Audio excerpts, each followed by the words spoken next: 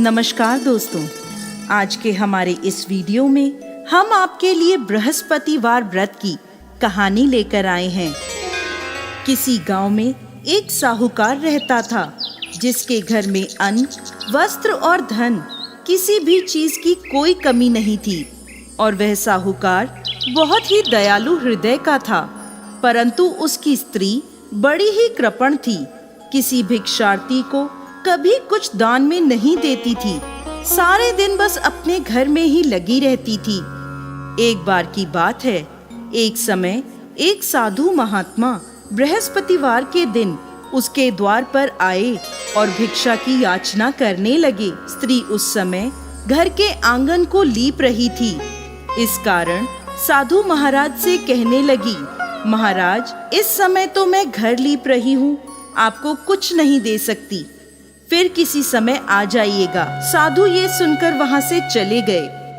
कुछ दिनों पश्चात वही साधु महाराज उसके द्वार पर फिर से आए, उसी तरह भिक्षा मांगने लगे।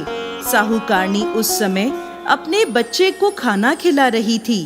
कहने लगी, महाराज, मैं क्या करूं, मुझे फुर्सत ही नहीं है, इसलिए आपको भिक्षा नहीं दे सकती।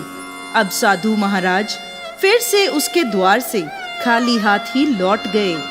तीसरी बार जब महात्मा उसके द्वार पर आए तो उसने उन्हें उसी तरह से टालना चाहा। कहने लगी, महाराज, मैं क्या करूं, मुझे समय ही नहीं मिलता, इसलिए आपको भिक्षा नहीं दे सकती। परंतु महात्मा जी कहने लगे कि यदि तुमको हर समय का अवकाश मिल जाए तो मुझे भिक्षा दे दोगी।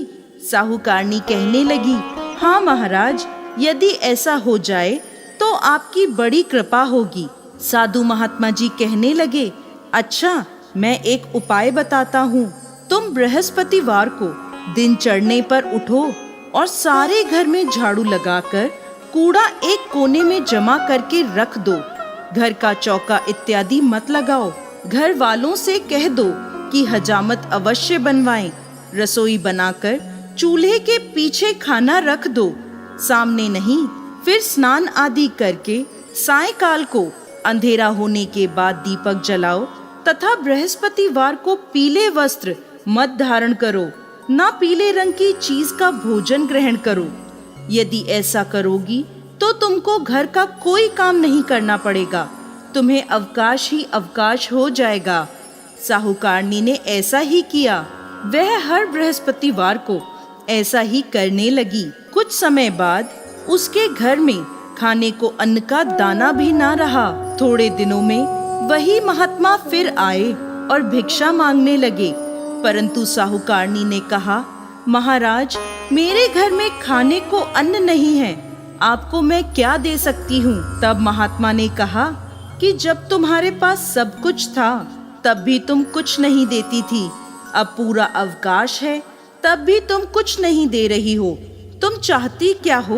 तब साहूकारनी ने हाथ जोड़कर प्रार्थना करी, महाराज, अब कोई ऐसा उपाय बताएं कि मेरे पहले जैसा धन धान्य हो जाए। अब मैं प्रतिज्ञा करती हूँ, आप जैसा कहेंगे मैं वैसा ही करूँगी। तब महात्मा जी ने कहा, बृहस्पतिवार को प्रातः काल उठकर स्नान आदि से निवृत्त होकर घर को गाय के गोबर से लीपो तथा घर के पुरुष हजामत ना बनवाएं। भूखों को अन्न जल देती रहा करो। ठीक सायंकाल दीपक जलाया करो।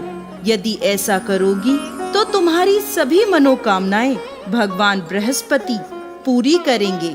साहूकारनी ने ऐसा ही किया और उसके घर में धन धान्य वैसा ही हो गया जैसा पहले था। इस प्रकार भगवान बृहस्पति की कृपा से अनेक प्रकार के सुखों को भोग कर वो दीर्घकाल तक जीवित रही। तो दोस्तों, कैसी लगी आपको आज की हमारी बृहस्पतिवार व्रत की ये कहानी? हमें कमेंट बॉक्स में लिखकर जरूर भेजिएगा और साथ ही साथ हमारे इस चैनल को सब्सक्राइब करना ना भूलें। जय श्री हरि विष्णु।